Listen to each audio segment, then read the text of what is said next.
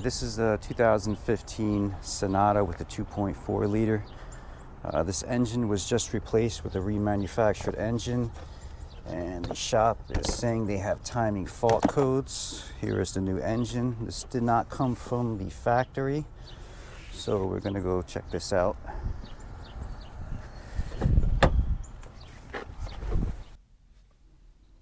I'll start off with a self-test.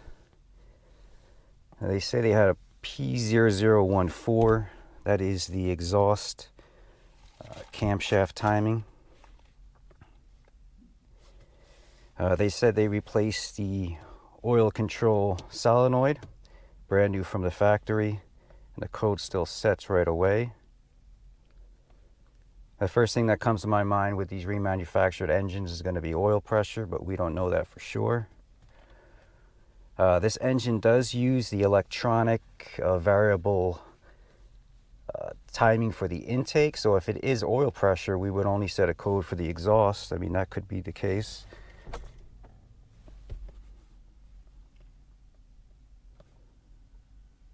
So we just have one code.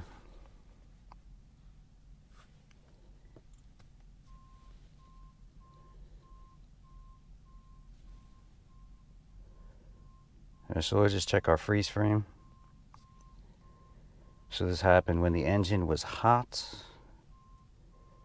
If it was oil pressure, we would have less pressure when the engine is hot. Something to take note of.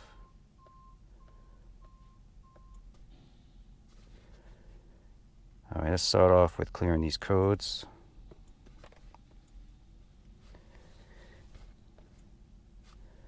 I'm going to go to our live data. I want to check the desired and actual position of our camshafts before anything, before we try to advance or retard it.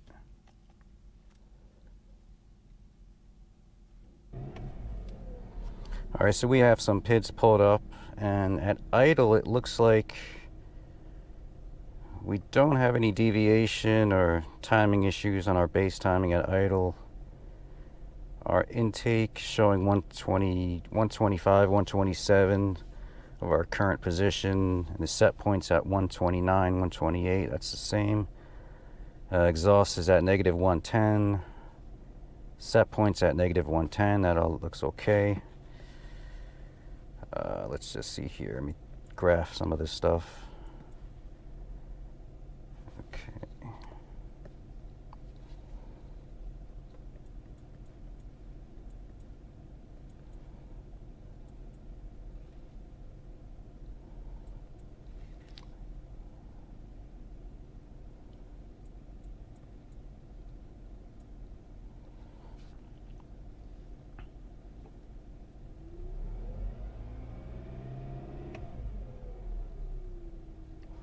Yeah, so we're not retarding the exhaust camshaft.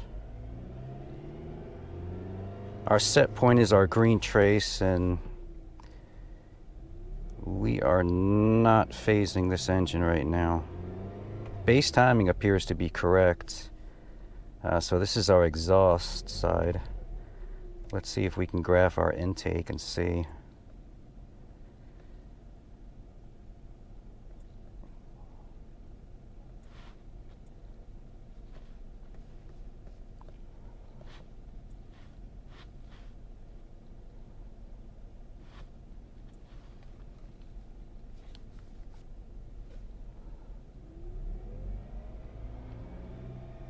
Alright, so our intake camshaft is phasing. Current position is meeting the set point, which is good. So we got to figure out why our exhaust camshaft is not retarding. I don't think doing a bidirectional control test is gonna help the situation. If we're able to face this engine while the vehicle's in park, there's no sense in driving it and doing a bidirectional test. We're gonna inspect the oil first, and then probably put the oscilloscope on it and just verify that base timing is in spec, and then we'll probably phase the exhaust camshaft and see what happens. Okay, I know you guys can't see this on camera, but This is some of the oil on a white piece of paper. When I shine a light on this oil outside of the sun, I could kind of see some sparkles on it, which looks like metal shavings. Now, it's not a whole lot, but it is something to take a note of, and this is definitely not a good sign. Even if the oil, and this engine oil is kind of new, I don't think we should be seeing this, so this is just definitely not a good sign. Okay, we are hooked up to our cam, our crank, both cam sensors actually, with the Oscilloscope. And before I retard the exhaust camshaft, I just want to make sure the base timing is correct, because if it's not correct and we do go to phase any of the camshaft, we could bend the valve. So alright guys, really quick, we're just going to take a look at our base timing. In this capture here, we have a known good waveform from another vehicle. Let's take a look at ours. With ours, we can see our exhaust camshaft being retarded by 8 to 9 degrees. Now, our scan data didn't show us this, so maybe the known good waveform we're comparing this to is not so good. Whether it's off by 8 or 9 degrees or not, we're still within the range for me to feel confident that I can retard or advance any of the camshafts to the point where I feel safe that we're not going to bend the valve. So let's go ahead and do that and see what happens. Alright, so we got the engine running. We know our timing is good. Our fourth channel is going to be the VVT solenoid. We have our 14 volts on it, so I'm going to head and ground this solenoid, and let's see if we get a change in our exhaust camshaft. Okay, I didn't even hear any surge or anything going on with this engine. I could tell you 100% we are not retarding this exhaust camshaft. Let's just take a look here. We have our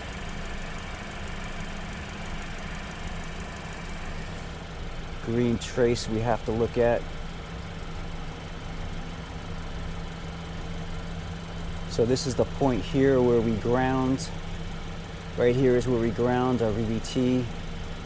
Yeah, we have no change. Let me just scroll down a couple more revolutions. Yeah, nothing. And this is obvious. We didn't hear any surge. But sometimes you can't always rely on scan data. And this is going to be a warranty job, so the company that provided this engine is going to always want some, pictures or whatever. So we're going to get a picture of this. And